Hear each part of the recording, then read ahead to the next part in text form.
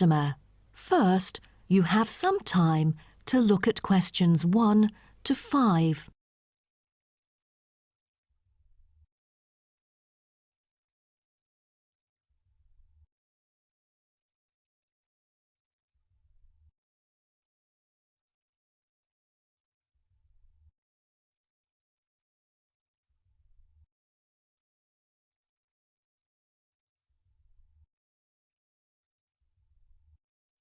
You will see that there is an example which has been done for you. On this occasion only, the conversation relating to this will be played first. Good afternoon. Welcome to Matrix Printing. I'm John Smith. How can I help you? Good afternoon. I'm here to reprint a brochure for our hotel. There are some pages that need revising. The customer says the brochure sample needs revising. So, brochure has been written in the space. Now we shall begin. You should answer the questions as you listen, because you will not hear the recording a second time. Listen carefully and answer questions 1 to 5. Good afternoon. Welcome to Matrix Printing. I'm John Smith. How can I help you? Good afternoon. I'm here to reprint a brochure for our hotel. There are some pages that need revising. Sure. How may I address you? Oh, I'm Mary Jane from Central Hotel Chains. Nice to meet you. I've got samples of the previous version. I assume it is your company's advertising brochure. Yes. What exactly is the problem? Well, it was printed the year before, so some of the information is already out of date. There are also a couple of problems with the layout. Firstly, the letters of the address on the front page are far too small. It's hard to see when glancing at the cover. How big do you need it to be? Increase the letters by 3 font sizes. Just a minute. Let me take notes of your requirements. Okay. What else needs changing?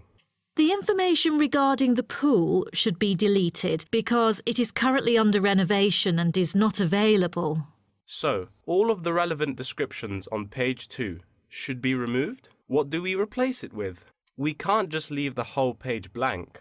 Just fill it in with the introduction of our newly opened gym. I've included all the relevant information here in this flash drive.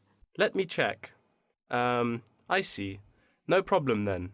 What is also bothering us is that the description under the top photos on page 4 is incorrect. The word lounge needs to be replaced with reception. Fully noted. Is that all? No, there is more. Turn to page 5. We feel that showing merely the picture of our exterior and interior decoration does not fully represent the appeal of our hotel. On second thought, we've decided to use a picture with the view of the hotel. Do you have the original copy of the picture? Yes, it is also enclosed in the flash drive. Okay. We'll re-edit the whole layout of the photos. Great. Before you hear the rest of the conversation, you have some time to look at questions 6 to 10.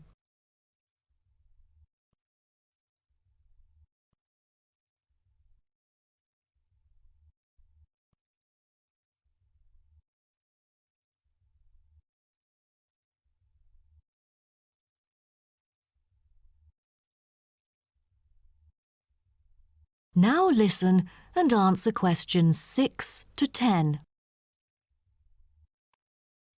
Let's turn to the next page. Yes. What's wrong with that? It seems perfectly fine to me. At first sight it seems fine, but according to the feedback of the customers, the prices do not stand out. So, we want to change the print from black to red to make it pop out. Okay, I've made notes of all of your requests. Is there anything else? I appreciate it. Just one final request. Could you translate the whole brochure into Spanish? We have customers worldwide, you know, especially those from Latin countries. No problem.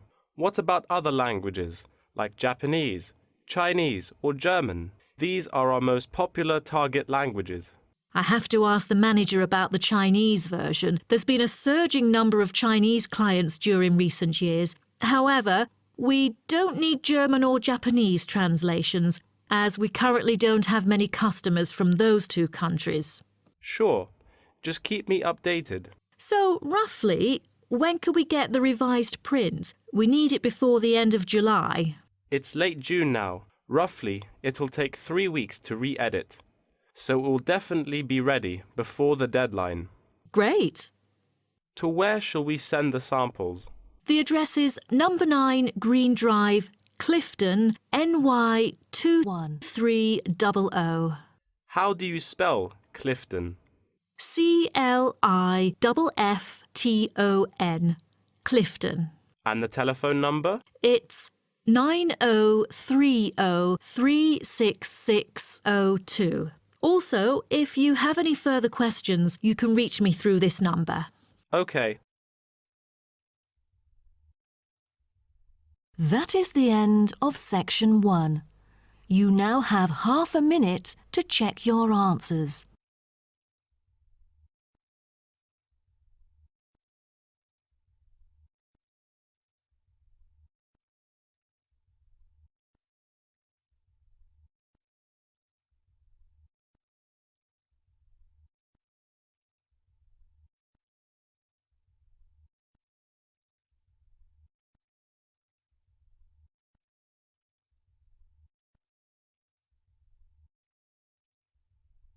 Now turn to section 2. Section 2. You will hear a guide talking to a group of visitors about a national park.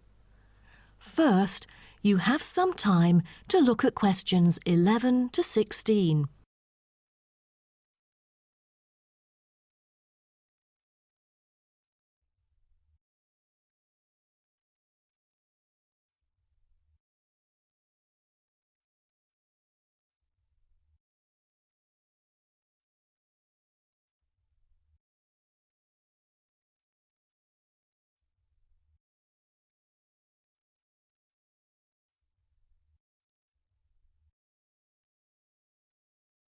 Now listen carefully and answer questions 11 to 16.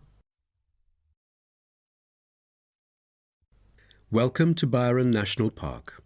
I am Jim Carson, your tour guide for the trip. First, I'd like to give you some basic information about the park. Covering 7,000 acres of land and spanning across 3 states, Byron National Park was established to protect the area's most spectacular scenic values. With unique geological features, natural history, and native plant and animal life, it is an ideal destination for recreation as well as research purposes. The park has a breathtaking waterfall connecting the longest river in the country, but it is most renowned for having the largest subtropical rainforest worldwide.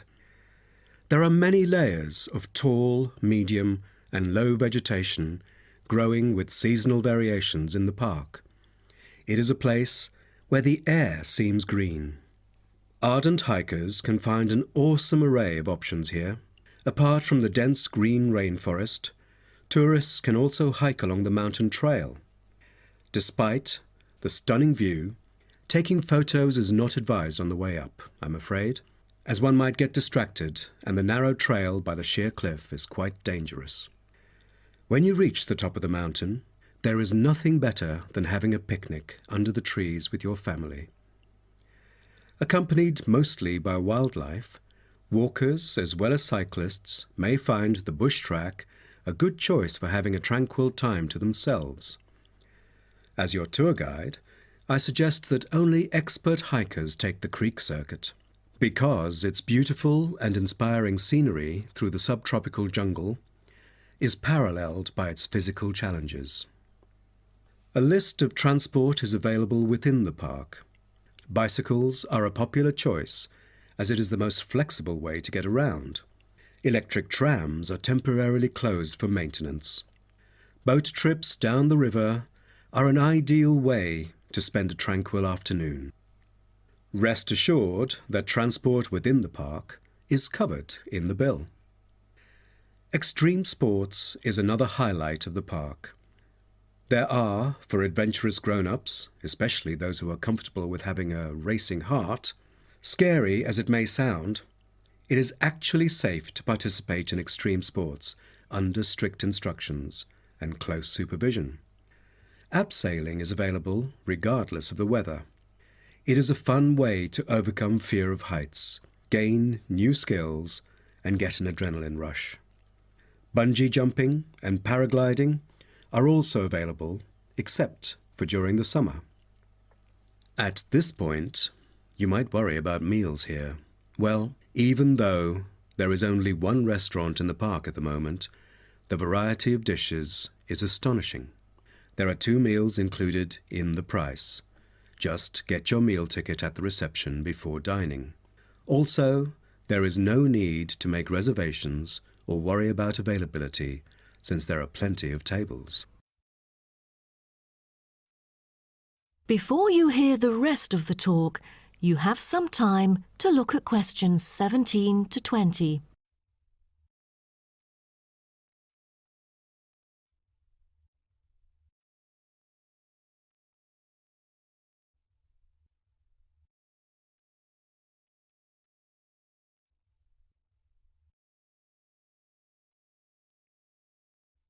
Now listen and answer questions 17 to 20.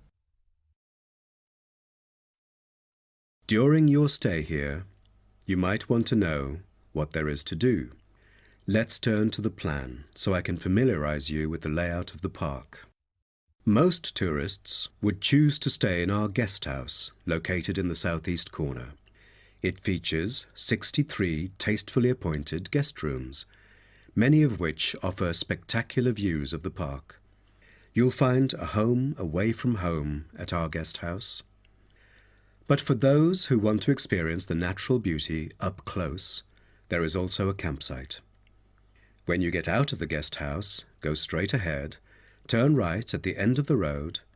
To your left, there is a campsite amongst the trees where you could spend a night under the stars together with owls and chipmunks.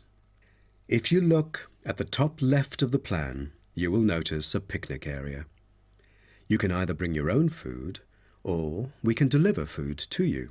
Barbecue is an option. The business centre is situated directly opposite the picnic area.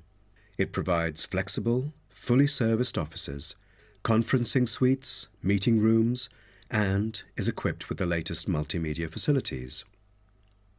Wired, as well as wireless, high-speed internet is available within the entire premises. The centre is designed to cater to both individual travellers and corporate groups. Visitors can also go to the museum, which holds a vast collection that exhibits local history and a natural habitat. You start from the guest house, just turn left at the first conjunction, then walk past the tea house, turn right. You'll see the museum after making the third right. Have you found it? Pretty easy, right? To spend a delightful afternoon with a book and a fresh cup of coffee, you can go to the only cafe in the park. From the guest house, you go straight, then take the second right, and you'll see the cafe right in front of you. You might want to check out our all-season tennis court, which offers instruction for all ages and skill levels. It is located right opposite the cafe. That is the end of section 2. You now have half a minute to check your answers.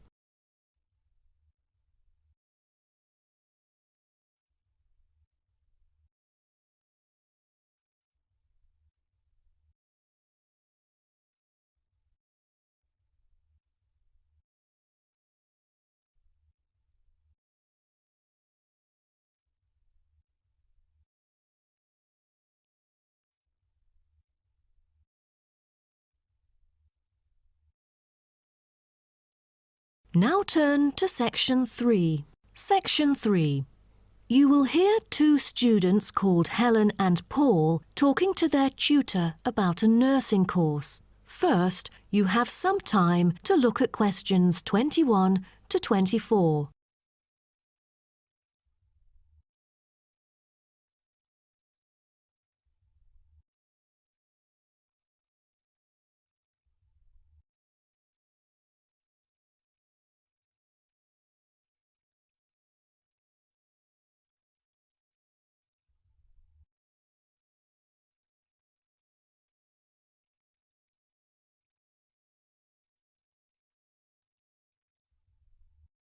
Now, listen carefully and answer questions 21 to 24.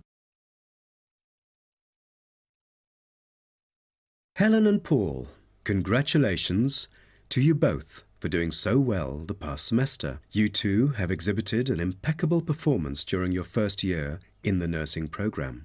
I'd like to get some feedback from the two of you to better improve the program and to provide guidance for our prospective students.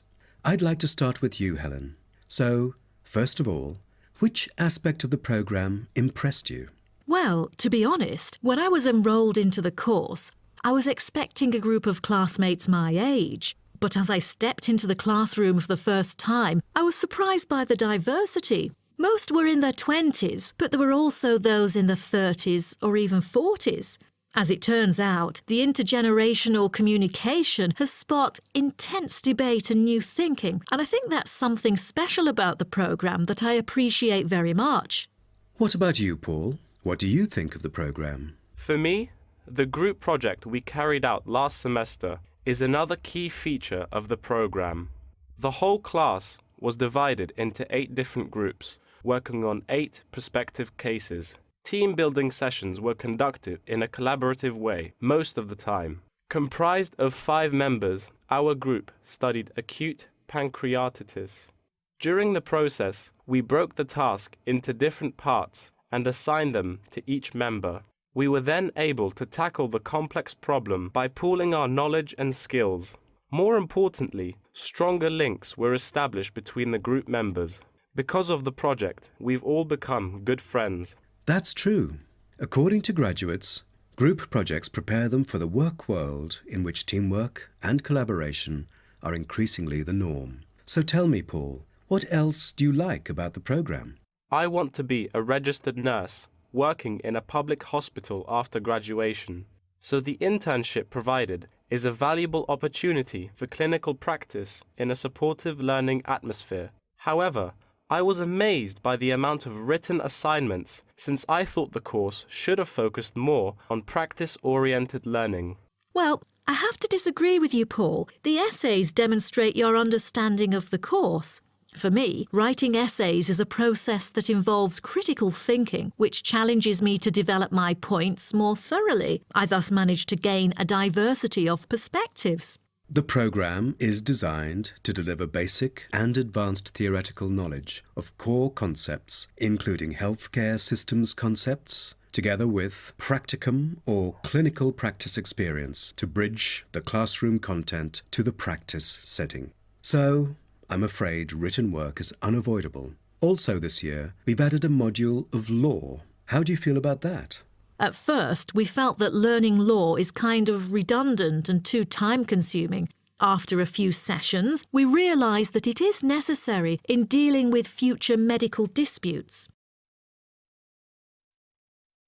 Before you hear the rest of the talk, you have some time to look at questions 25 to 30.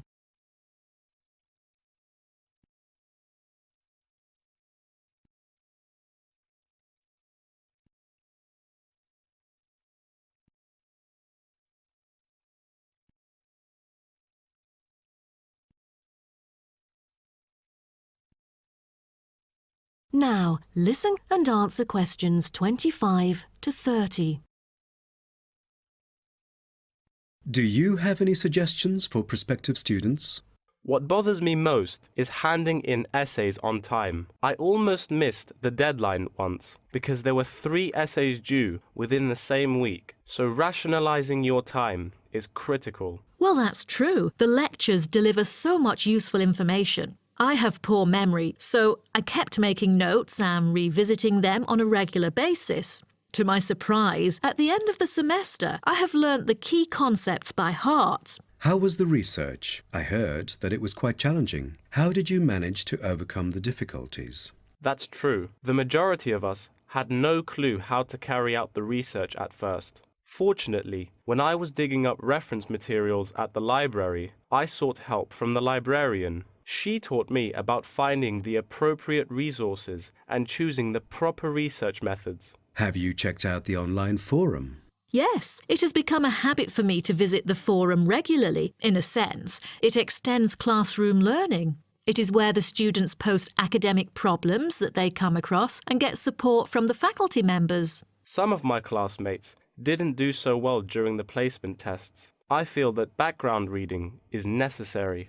Lastly, do you have anything to say to the freshmen? I was really ambitious at first, trying to get straight A's on my transcript. I made tons of notes and worked hard even on the optional assignments to get extra credit. I stressed myself out before having an emotional breakdown. After consulting my advisor, I found it important to set realistic goals. Don't push yourself too hard. It is wise to sort out your priorities. Thank you for coming here today and providing valuable feedback on the program. Have a great summer break. That is the end of section 3. You now have half a minute to check your answers.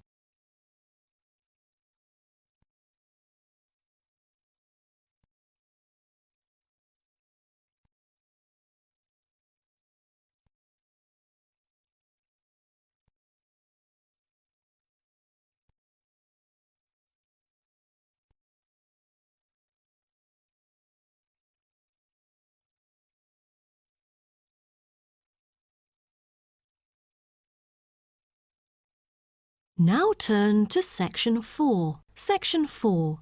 You will hear part of a lecture about African penguins. First, you have some time to look at questions 31 to 40.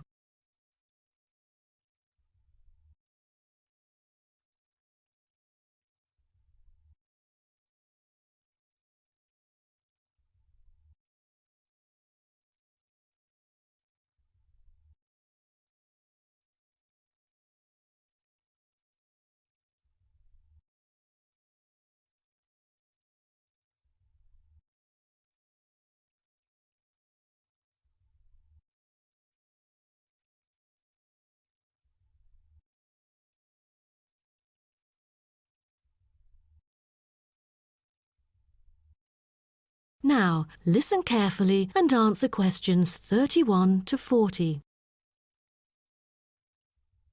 Good morning, everyone. Today's lecture is about a type of adorable animal, the penguin. When you think of penguins, you may picture them surrounded by snow and ice. But not all penguins live where it's cold. African penguins live in the southern tip of Africa. They are usually found within 40 kilometres of the shore and on a number of its surrounding islands. African penguins are also known as jackass penguins because they make donkey-like braying sounds to communicate. African penguins can keep their body temperature at a stable level, but their land habitat can get quite warm, so there are a number of ways for them to stay cool. They limit their daylight movements on breeding sites on land to early mornings and early evenings to avoid too much sun. The pink glands above their eyes can help them cope with the temperate climates. Like other penguins, African penguins spend most of the day feeding in the ocean, which also helps keep them cool. Being a type of small to medium-sized penguin species, African penguins average about 60 centimetres tall and weigh up to 3.6 kilograms. They have a black stripe and a pattern of unique black spots on their chest. Males are larger than females and have larger beaks.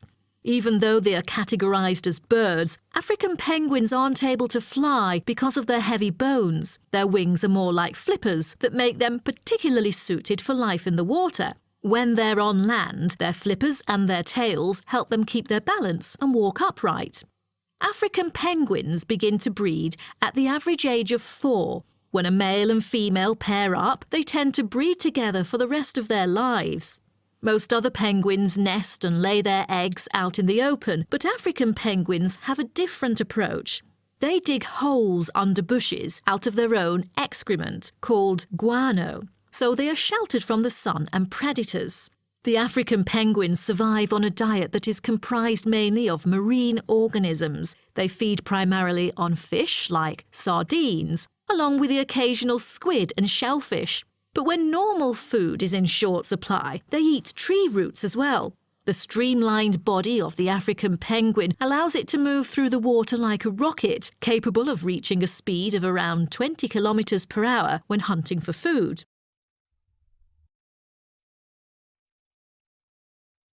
The African penguin's smaller size means that it has many predators both in the water and also on dry land. Their natural predators at sea include seals and sharks. The biggest threat to them on land is not just towards the adult penguins. The penguin chicks are sometimes taken by seagulls into the air and dropped from above. The seagulls could thus feed on them. At risk from predators, young penguins are protected for about 40 days after hatching by both parents. They will leave the colony when they are between 3 to 5 months old and will return a few years later. The entire surface of their body is densely covered with feathers, which fall off during the winter. This process is called molting and takes about 3 weeks to complete. During that time, they are unable to forage. Therefore, prior to this, African penguins spend about 5 weeks laying down fat deposits. They generally live between 10 to 15 years. However, many do not reach their full lifespan. Their population has drastically declined. Approximately 120,000 African penguins remain in the wild, and their population has decreased by 90% in the past 60 years. They are considered to be vulnerable and have been listed as being endangered. 2 major factors have contributed to their decline. They are struggling for nesting space due to human disruption and competing for food due to overfishing and pollution. With the limited number of breeding pairs, survivorship becomes difficult for African penguins. This makes them especially vulnerable as environmental conditions change or an outbreak of a disease occurs. For instance, avian malaria has caused 27% of the captive breeding penguins' deaths annually. The more genetic diversity there is within a species, the higher the likelihood that at least some of the individuals will adapt and survive. That is the end of section 4. You now have half a minute to check your answers.